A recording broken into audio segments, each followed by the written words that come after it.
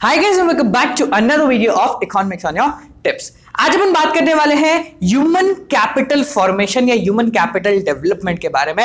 आपके Indian economy का बहुत छोटा चैप्टर है और येट बहुत इंपॉर्टेंट टॉपिक है। 4 नंबर का क्वेश्चन या 5 नंबर या 6 नंबर एक क्वेश्चन तो इससे बनना तय है। तो भाई ये चैप्टर बड़ा छोटा सा है, 3 वीडियो के अंदर इस चैप्टर को मैं समाप्त कर दूंगा। आज इसका इंट्रोडक्शन पढ़ेंगे और साथ साथ 4 नंबर का क्वेश्चन भी पढ़ेंगे, यानी sources of human capital formation. ठीक है, तो चलिए, बड़ा इंपॉर्टेंट टॉपिक है और येट बड़ा छोटा टॉपिक है। तो चलिए आप और मैं मिलके शुरू करते हैं human capital formation of Indian economy. So hi guys and welcome back to another video of economics on tips. Let's get started.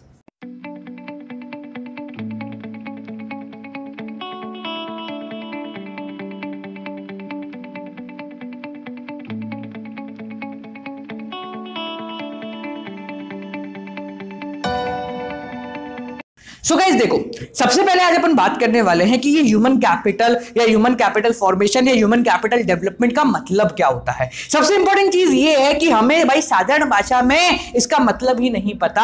हम करते रहते हैं हाँ भैया ह्यूमन कैपिटल डेवलपमेंट पढ़ना है, पूरा पढ़ लिया, और यही नहीं पता कि ह्यूमन कैपिटल का मतलब क्या होता है, ह्यूमन कैपिटल फॉर्मेशन का मतलब क्या होता है, या ह्यूमन कैपिटल डेवलपमेंट का मतलब क्या होता है। तो आज सबसे पहले इन 3 चीजों का डेवलपमेंट मतलब समझा देता हूं, उसके बाद अपन इसके इसके बारे में बात करेंगे। सबसे पहले जो बेसिक सी कैपिटल जिसके बारे में आप सभी जानते हैं वो होती है फिजिकल कैपिटल। यानी फिजिकल कैपिटल का मतलब all those input which are required in the process of production. Production करने के लिए जितने भी इनपुट रिक्वायर हैं, जितने भी रॉ मटेरियल, जितनी भी मशीनरी, रॉ मटेरियल बनाने वाली मशीनरी ले लो या मशीनरी ले लो, जितनी भी मशीनरी रिक्वायर्ड है, एवरीथिंग, वो सब कहलाता है फिजिकल इनपुट या फिजिकल कैपिटल। देखो, such as plant, raw material, machinery. जो मशीनरी है, जो प्लांट है, जो रॉ मटेरियल है, ये सारी चीजें फिजिकल कैपिटल कहलाती है। हमें जो इस चैप्टर में पढ़ना है वो फिजिकल कैपिटल नहीं है, वो ह्यूमन कैपिटल है। ह्यूमन कैपिटल का मतलब हम सब कैपिटल, यानी कि हमारी स्किल, हमारा डेवलपमेंट, हमारी टेक्निक, हमारी एफिशिएंसी, ये सारी चीजें मिला के बनाती हैं ह्यूमन कैपिटल को। तो ह्यूमन कैपिटल की 1 नंबर वाली स्टैंडर्ड डेफिनेशन क्या है, आपकी स्क्रीन पर ये रही। देखो, human capital it refer to the knowledge, skill and efficiency of a human being. हमारी नॉलेज, हमारी स्किल और हमारी एफिशिएंसी, समझदारी कितनी है, काम करना कितना आता है और कितने अच्छे तरीके से आप कर सकते हो of a human being in an economy. एक इकोनॉमी, एक अर्थव्यवस्था के अंदर at a particular point of time is known as human capital. तो हमारे देश की ह्यूमन कैपिटल कैसे नापी जाएगी कि इसके अंदर रहने वाले लोगों की एजुकेशन, स्किल, एफिशिएंसी ये कितनी है, कितने अच्छे तरीके से, कितने बेहतर तरीके से, कितना सही तरीके से वो काम को कर सकते हैं, वो हमारी ह्यूमन कैपिटल कहलाती है। इसके बाद अपन बात करते हैं ह्यूमन कैपिटल फॉर्मेशन का। बनाना, यानी कि बनाना मतलब क्रिएट करना। तो भाई ह्यूमन कैपिटल फॉर्मेशन, मेरी आदत है थोड़ा सा जल्दी बोलने की, रुक रुक के बोलते हैं। ह्यूमन कैपिटल फॉर्मेशन क्या होती है? ह्यूमन कैपिटल फॉर्मेशन, अपन ने ह्यूमन कैपिटल फॉर्मेशन पढ़ लिया है, ह्यूमन कैपिटल पढ़ लिया है, बस फॉर्मेशन पढ़ना है। ह्यूमन कैपिटल मतलब स्किल, डेवलपमेंट और नॉलेज। इसको फॉर्म करना यानी कि क्रिएट करना। आपके अंदर स्किल कैसे आएगी, आपके अंदर नॉलेज कैसे आएगी, आपके अंदर एफिशिएंसी कैसे आएगी? जब आपकी ट्रेनिंग करी जाएगी, जब आपको ये सारी चीजें प्रोवाइड करी जाएंगी। It is the process of acquiring and increasing, लोगों को मिले नॉलेज और उनकी नॉलेज बढ़े। The number of person who have the skill, education and experience for the economic and political development of the economy, यानी उन लोगों की संख्या को बढ़ाना है जिन लोगों के पास शिक्षा है, कला है और एफिशिएंसी है। उन लोगों को बढ़ाना है। उन लोगों को बढ़ाने के लिए सरकार अलग अलग प्रोग्राम्स लाती है, अलग अलग काम करती है, जिसके तहत हम ये सारी चीजों को इंक्रीज करते हैं। तो ह्यूमन कैपिटल फॉर्मेशन जो हमारा चैप्टर है, इसका साधारण भाषा में मतलब ये होता है कि हम ह्यूमन की कैपिटल को, हमारी नॉलेज को, हमारी स्किल को, हमारी एफिशिएंसी को इंक्रीज करें। और जब सरकार इस चीज को देखती है तो हम बोलते हैं कि अंदर रहने वाले, यानी the person combining the economy, उन लोगों की एफिशिएंसी को, एजुकेशन को और स्किल को बढ़ाया जाए, और उसको सरकार ह्यूमन कैपिटल फॉर्मेशन कहती है। ठीक है, अब बात करते हैं कि कैसे आप किसी भी बंदे की स्किल को, नॉलेज को, एफिशिएंसी को बढ़ा सकते हैं। देखो, जब भी आपको अकाउंट्स पढ़ी आप लोगों ने, अकाउंट्स का एक साधारण सा रूल है, जितना जाएगा उतना आएगा। For every credit there is a debit, for every good there is a bad, for every tail there is a head। ठीक है, for every debit there is a credit, for every debit there is a credit, for every head there is a tail. ठीक है यार, हो जाता है। आगे देखो, साधारण भाषा में मेरा कहने का तात्पर्य यह है कि ह्यूमन कैपिटल फॉर्मेशन को बढ़ाया किस तरीके से जाए, यानी कि किस तरीके से हम नॉलेज को, स्किल को एक्वायर कर सकते हैं और इंक्रीज कर सकते हैं। तो साधारण भाषा में अगर आपको कुछ चाहिए तो उसके लिए आपको कुछ देना पड़ेगा। To acquire the knowledge you must expend, you must do expenditure, आपको खर्चा करना पड़ेगा। यानी अगर आपको कुछ चाहिए तो आपको उसके बदले में पे ऑफ करना पड़ेगा, एक्सपेंडिचर करना पड़ेगा। आपको इकोनॉमिक्स और टिप्स तो है नहीं जो फ्री में मिल जाएगा। तो अगर आपको कुछ चाहिए, कुछ स्किल चाहिए, कोई नॉलेज चाहिए, कोई डेवलपमेंट करना है आपको खुद का, तो आपको उसके बदले में खर्चा करना पड़ेगा। तो यहां पे जो sources of human capital formation है, जो sources of human capital development है, उसके सोर्सेज मैंने यहां लिख रखे हैं खर्चे के फॉर्म में।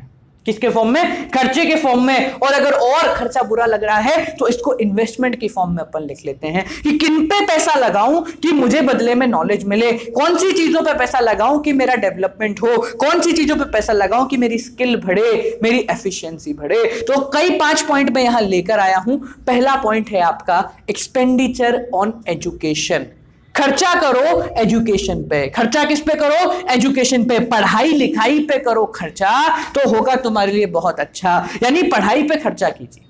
ठीक है, सरकार जब पढ़ाई पे खर्चा करती है, when the government do expenditure on education, तो वो आपकी एजुकेशन प्रणाली को बढ़िया बना रही है। वो जैसे ही बढ़िया बनाएगी, जितना ज्यादा बढ़िया बनाएगी, उतना ज्यादा लोग उसको अडेप्ट करके आगे बढ़ेंगे। ठीक है, एजुकेशन सबसे मेन सोर्स है किसी भी बंदे को बढ़ाने के लिए, उसको इंक्रीज करने के लिए। या हम थ्योरेटिकल के साथ साथ प्रैक्टिकल नॉलेज की बात कर रहे हैं, किताबों के साथ साथ सामान्य ज्ञान की भी बात कर रहे हैं। दूसरा जो होता है वो है एक्सपेंडिचर ऑन हेल्थ। हेल्थ पे खर्चा करना। अब आपने एक बहुत साधारण सा प्रोग्राम देखा होगा जिसके अंदर सरकार का काम क्या है कि सरकार साफ सफाई करती है। स्वच्छ भारत अभियान का कॉन्सेप्ट आपने देखा होगा। अब बात करोगे यार स्वच्छ भारत अभियान का कॉन्सेप्ट मैं एजुकेशन ऑन हेल्थ पे क्यों लेकर आ रहा हूं?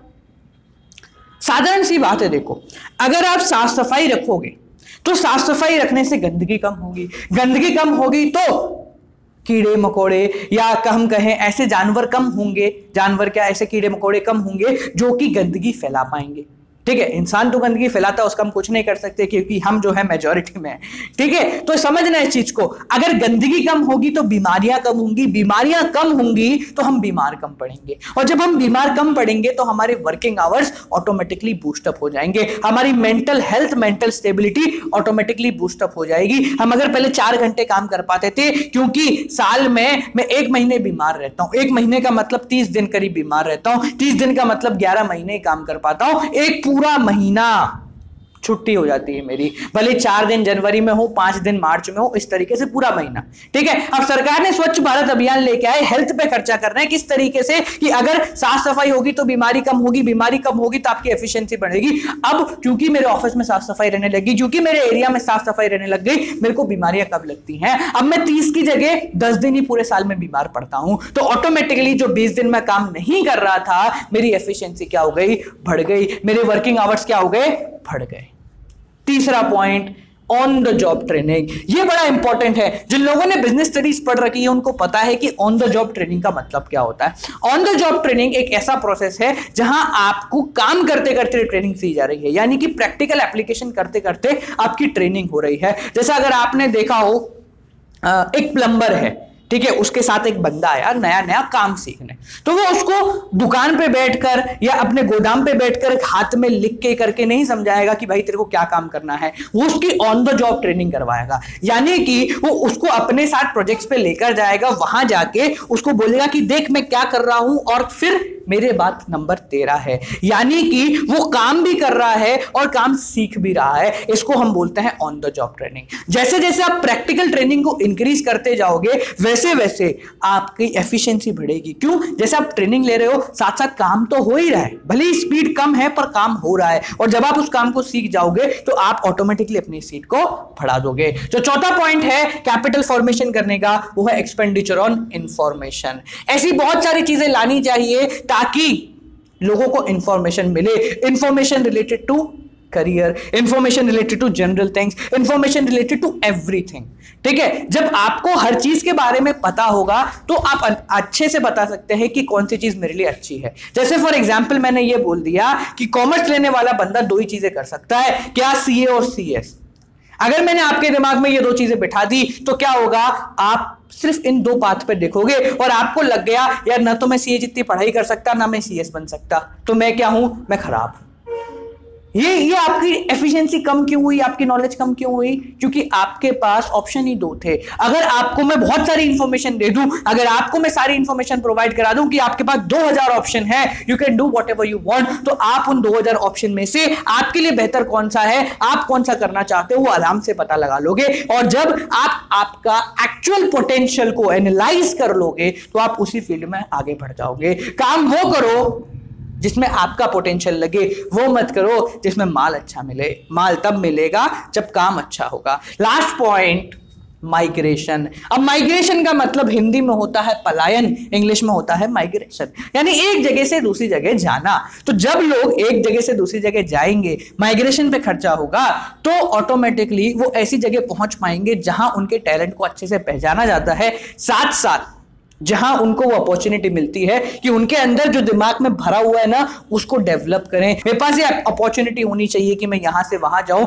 वहां जाके जहां जो नॉलेज मुझे चाहिए वो एक्वायर करूं। That is one of the most important thing जिससे आपका ह्यूमन कैपिटल फॉर्मेशन होता है। ठीक है, तो अगर ह्यूमन कैपिटल फॉर्मेशन करना है हमारी इकोनॉमी को तो इन सारी चीजों के अंदर खर्चा करना पड़ेगा, या बोले तो इन्वेस्टमेंट करना पड़ेगा। अगर खर्चा वर्ड अच्छा नहीं लगता तो इन्वेस्टमेंट और एजुकेशन, इन्वेस्टमेंट और हेल्थ, ये आप लिख सकते हैं। क्यों? क्योंकि इन्वेस्टमेंट और एक्सपेंडिचर यहां पे एक है। खर्चा करने से कंजम्पशन नहीं हो रहा है, इससे आप बढ़ रहे हो, आप खुद के ऊपर इन्वेस्टमेंट कर रहे हो, तो आपको इन्वेस्टमेंट लिख सकते हैं। ठीक है, तो गाइस आज के लिए इतना ही। आपसे कल मिलेंगे रोल और प्रॉब्लम्स को लेकर। कल अपन रोल देखेंगे इसका ह्यूमन कैपिटल फॉर्मेशन का इकोनॉमी के अंदर, और उसके बाद बात करेंगे कि क्या क्या प्रॉब्लम प्रेजेंटली हमारी इकोनॉमी जो है वो झेल रही है related to this particular point. ठीक है, एट लास्ट गाइस थोड़ी सी चीजें आप लोगों को बतानी है। अब क्या लास्ट वाली जो चीजें ना वो धीरे धीरे बढ़ रही है। ठीक है, तो लास्ट में 2-3 चीजें आप लोगों को बतानी है। सबसे पहले सबसे इंपॉर्टेंट चीज गाइस,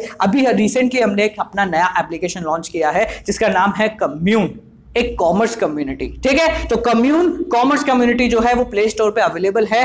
वो अभी तक की हमारे द्वारा बनाई बहुत बड़ी कम्युनिटी जनरेट हो रही है, यानी कि वो एक ऐसी कम्युनिटी है जहां आपके सवाल आप ही जैसे हजारों बच्चे उनके जवाब देते हैं, क्योंकि एक स्टूडेंट की प्रॉब्लम एक स्टूडेंट ही सॉल्व कर सकता है और कोई नहीं कर सकता। तो मेरा काम यह है कि मैं आप सभी को उस कम्यून के ऊपर लेकर आऊं और आप सभी को एक ऐसा प्लेटफॉर्म प्रोवाइड कराऊं जहां आप अपने प्रॉब्लम्स अपने ही साथियों के द्वारा, अपने ही दोस्तों के द्वारा, या अपने जैसे ही पूरी दुनिया में बैठे हुए स्टूडेंट्स या टीचर्स के द्वारा उसको सॉल्व कर पाओ। तो अगर अभी तक आपने कम्यून को डाउनलोड नहीं किया है तो प्ले स्टोर पर जाकर कम्यून को डाउनलोड कर लें, और अगर कर लिया है तो उस कम्यून को अपने दोस्तों के साथ, अपने टीचर्स के साथ शेयर करना ना भूले। एट लास्ट गाइस हमारी वही ऑथेंटिक ट्रेडिशनल एंडिंग, यानी कि at last guys this is my book, ये है हमारी पुस्तकें, 2 हमारे छोटा पैकेट बड़ा धमाका, ये है इंडियन इकोनॉमिक डेवलपमेंट की और ये है मैक्रो इकोनॉमिक्स की, both are best sellers on Amazon। तो अगर आप क्लास 12th के अंदर हैं तो इन बुक्स को परचेज करना जरूरी है, नेसेसरी है। ठीक है, ऑप्शनल नहीं है, नेसेसरी है, क्योंकि क्लास 12 बार बार नहीं आएगी, बाद में मत सोचना लिया नहीं लिया। This is the best creation which I had created। ठीक है, तो हमारे ये 2 छोटा पैकेट बड़ा धमाका है, सिर्फ इतनी ऐसी 2 पुस्तकें हैं जिनको पढ़कर आप क्लास 12th में पूरे 100% तक ला सकते हैं। ठीक है, तो इनको परचेज करने के लिए नीचे डिस्क्रिप्शन में लिंक है। आपसे कर फिर मिलेंगे, उससे पहले इस वीडियो को शेयर करना ना भूले, कमेंट में लिखें कि आगे कौन सा टॉपिक चाहिए, और बहुत सारी चीजें हैं जो कि आपसे बात करनी है और आपको समझानी है। Till then guys keep on watching economics and tips, don't forget to like, comment, share and subscribe.